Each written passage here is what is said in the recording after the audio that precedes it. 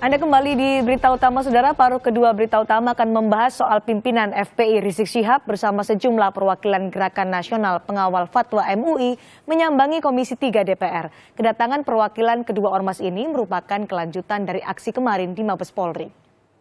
Seusai menggelar aksi di Mabes Polri, FPI dan GNPF MUI datang ke gedung DPR untuk menyampaikan beberapa persoalan yang telah disampaikan di Mabes Polri. Rizik Syihab ditemui oleh para pimpinan dan anggota Komisi 3 DPR. Sebelumnya pada aksi 16 Januari kemarin, FPI meminta agar Kapolda Jawa Barat dan Kapolda Metro Jaya dicopot dari jabatan mereka. FPI menganggap wajar apabila aspirasi yang telah disampaikan di Mabes Polri juga diteruskan ke Komisi Hukum DPR RI. Agar Kapolda Jawa Barat diperiksa. Diperiksa karena satu, telah menjadi ketua pembina dari gerombolan preman yang menamakan dirinya LSM GMBI. Kami minta ini untuk diperiksa karena ada undang-undang yang melarang. Yang melarang polisi itu untuk duduk di jabatan di luar kepolisian, kecuali kalau sudah mengundurkan diri atau pensiun. Nah, kalau kemudian dikatakan sudah izin Kapolri, ini izinnya kapan, Kapolri yang mana, lalu dasar Kapolri mengizinkan itu apa? Apa ada undang-undang yang memberikan Kapolri untuk mengizinkan?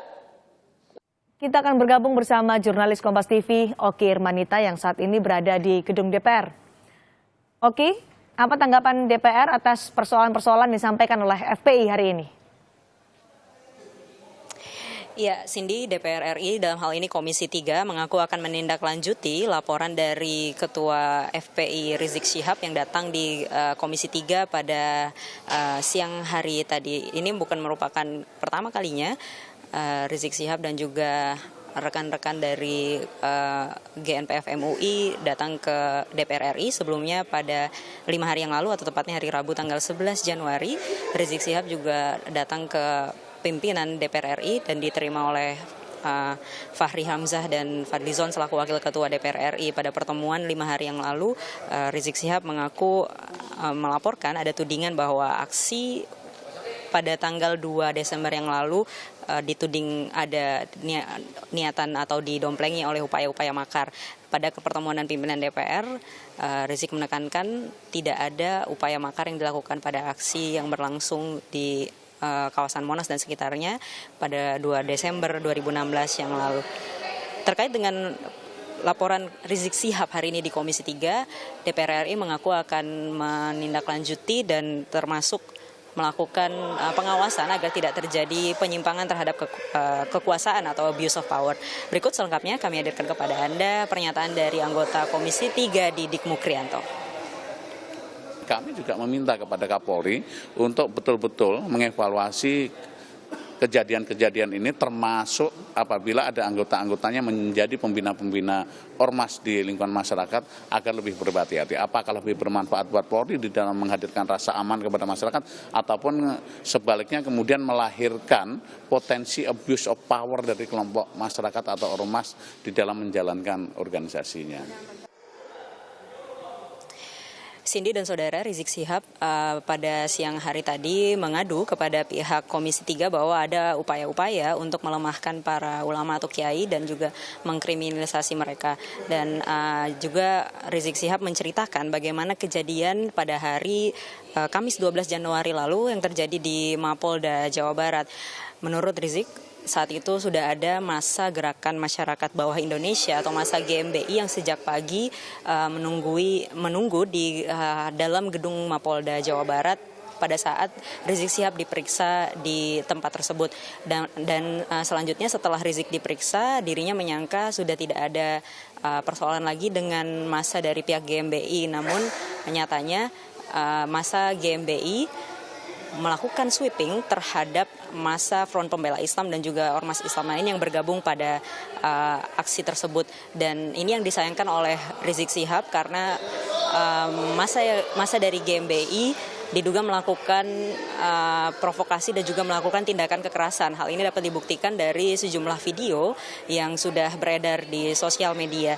Menindaklanjuti laporan dari Rizik Syihab ini, pihak Komisi 3 akan memanggil Kepala Kepolisian Republik Indonesia Jenderal Tito Karnavian pada tanggal 31 Januari nanti untuk dimintai klarifikasi. Demikian laporan kami dari DPR RI, kita kembali ke Cindy Sistiarani. Oke, Demanita, terima kasih informasi Anda langsung dari gedung DPR RI Jakarta Selatan.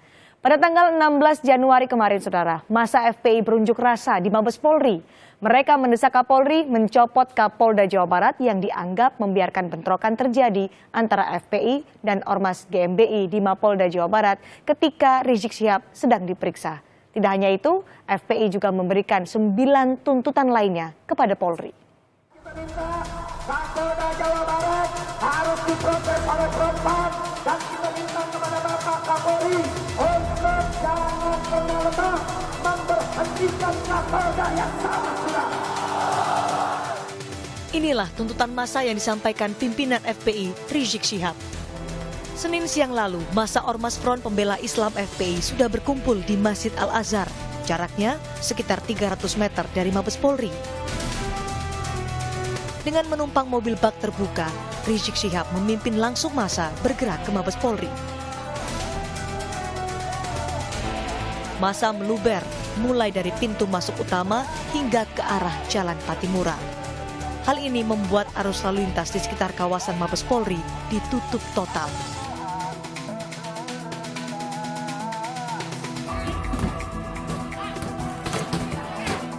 Aksi unjuk rasa ini dipicu oleh bentrokan antara FPI dengan massa GMBI di halaman Mapolda Jawa Barat pada 12 Januari lalu. Ketika Rizik Syihab diperiksa dalam kasus dugaan penghinaan Pancasila. Atas bentrokan itu, FPI menuding Kapolda Jawa Barat Irjen Anton Carlian sengaja membiarkan tindakan anarkis oleh oknum massa GMBI pada FPI. FPI menuding Kapolda Jawa Barat punya keterkaitan dengan Ormas GMBI. Perwakilan massa FPI diterima Kepala Biro Penerangan Masyarakat Divisi Humas Polri, Brigjen Rikwanto. Dalam pertemuan, massa mengajukan 9 tuntutan, termasuk pencopotan Kapolda Jawa Barat. Mereka menyatakan kejadian di Polda Jawa Barat pasca pemeriksaan Habib Rizik adalah merupakan skandal dan meminta untuk Kapolda Jawa Barat dievaluasi atau dicopot dari jabatannya. Semua permintaan aspirasi ini mereka sampaikan dalam bentuk tertulis juga, kemudian dalam bentuk ada video-video rekaman diserahkan kepada kami, Mabes Polri, untuk bahan penyelidikan atau investigasi. Kita menyambut positif apa yang disampaikan oleh mereka yang unjuk rasa, apa yang disampaikan oleh perwakilan mereka. Dan kita akan lakukan pendalaman terhadap informasi tersebut. Tentunya ini butuh waktu, kemudian ada mekanisme tersendiri. Dan diharapkan oleh mereka, para pengunjuk rasa, hasilnya segera diinformasikan untuk waktu yang tidak terlalu lama. Tudingan FPI kepada Kapolda Jawa Barat yang menjabat sebagai Ketua Dewan Ormas GMBI pun dijelaskan oleh Polri. Di Perkap itu memang ada pasal 16 ya, yang dilarang untuk menjadi pengurus ataupun anggota organisasi tertentu atau LSM. Tanpa seizin pimpinan. Itu yang dimaksud dari perkap tersebut. Sementara Komisi 3 DPR RI juga bereaksi terkait desakan pencopotan Kapolda Jawa Barat oleh FPI. Benny Kaharman berpendapat bahwa Kapolda Jawa Barat tidak diperbolehkan punya keterkaitan dengan organisasi masyarakat apapun. Itu kan di aturan undang-undang itu diperbolehkan atau nah itu harus diberhentikan Kapolda. Harus diberhentikan Kapolda. Kenapa, Pak? Ya gimana kok dia membina itu? Ya kan? Kalau menurut Komisi 3 seperti apa? Ya menurut saya begitu harus diberhentikan. Tapi harus ditanya, jangan-jangan atas permintaan Kapolri. Ya kan? Ya masa membina orang begitu. Ya kan? Nanti kita akan panggil Kapolri untuk menjelaskan ini secara terbuka. Betul itu atas inisiatif Kapolda atau atas perintah Kapolri. Komisi 3 mengagendakan pemanggilan Kapolri untuk menjelaskan peristiwa ini. Setelah 5 jam berunjuk rasa, massa FPI akhirnya membubarkan diri dari halaman Mabes Polri Jakarta. Sikap ini diapresiasi oleh Kapolda Metro Jaya, Irjen Muhammad Iriawan. Tim Liputan, Kompas TV.